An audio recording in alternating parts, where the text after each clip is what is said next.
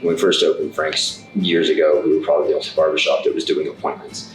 And, opening in 2012, right on the back end of the recession, everything being one of the more expensive places for men to go get their haircut, people thought, well, that's never going to work.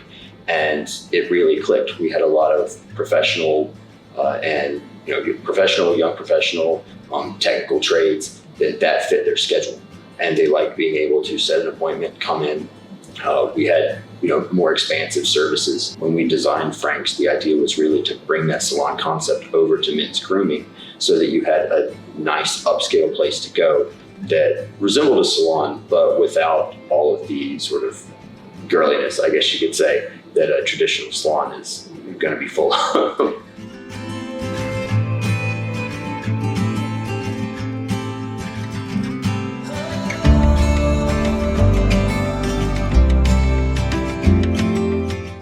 As a kid moving, seeing the family business and how everything was running, originally it wasn't Frank's. My mom's owned salons for about 45 years now.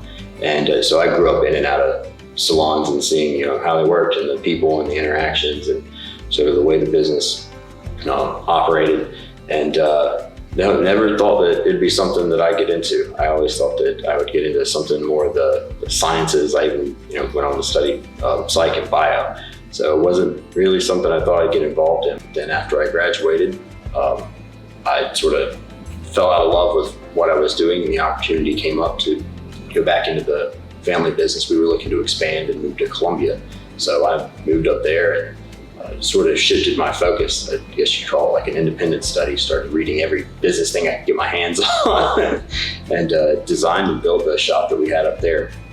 And then, started running it, and about, 2.5 years later, moved back here. And we started putting plans together for opening the shop here in Mount Pleasant.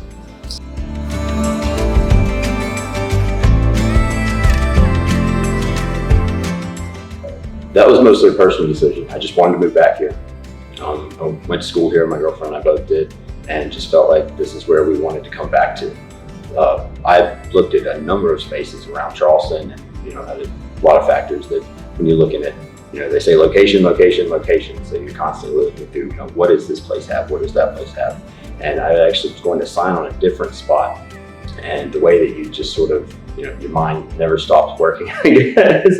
The night before we were supposed to go sign everything, I'm going back through the MLS and seeing, what's going on. And I found the space that we're currently in. And I called my realtor and said, hold everything. When daybreak comes, I need to go look at something. I found something I really think is going to be neat. And came over here, appeared in the windows as the time was a marketing firm, and started looking at where it was in relation to Mount Pleasant, versus downtown, where I thought that it would feel like it was part of the community, because we find that a lot of people, after they come here the first time, they love the customer service, the environment, where we are, it's convenient, and then hair never stops growing, so you got to come back.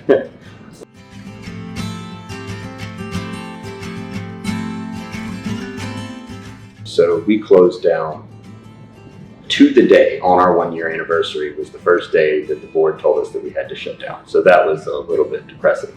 However, we took note of what appointments we had. You call people, and the community was just very understanding. I mean, what can you say in the face of a completely unprecedented event?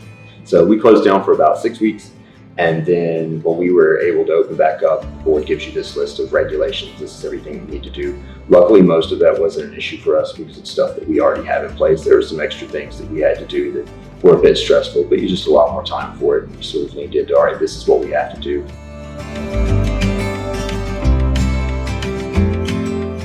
We put out that information to all of our clients. You change things on your website, social media. Most other businesses were having to put out similar information. So you're able to get all that out there, open that conversation. And the community was really good about saying, okay, this is the way business is going to have to operate.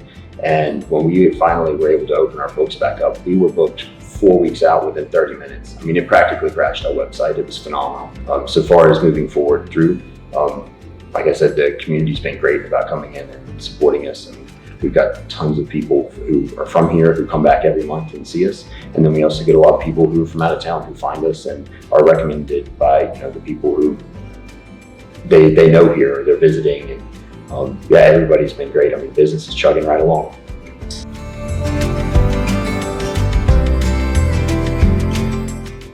I'd like the people to think of us as genuinely doing a good job at what we do.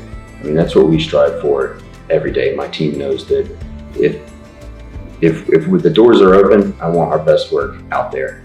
And I like that when you come in here, you're gonna get what you're looking to get. I mean, we do a consultation before our haircuts. We try and make sure that we really deliver on that, but also a sense of community. Like, it's fun to have so many different people who come in and can sit down and just talk. Or, I mean, we've got kids from the neighborhood who will just come in and have a ginger ale and sit and talk with their brother and then leave on their bikes.